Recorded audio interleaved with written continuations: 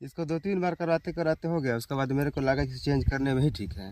मिस्त्री बोला भी कि चेंज करो। अच्छा, मतलब ठीक हो ही नहीं रहा था। नहीं हो रहा था।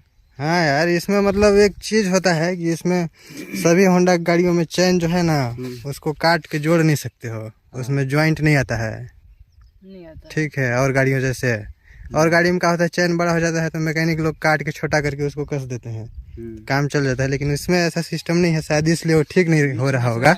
वैसे किया था एक बार, ठीक है। कटवाए थे, कटवाया था। जबरदस्ती टाइप से कटा होगा। नहीं, वो जबरदस्ती में ही काटा था। अच्छा, उसके बाद उसका ज्यादा वो बजने लगा। मैं कह रहा हूँ ना।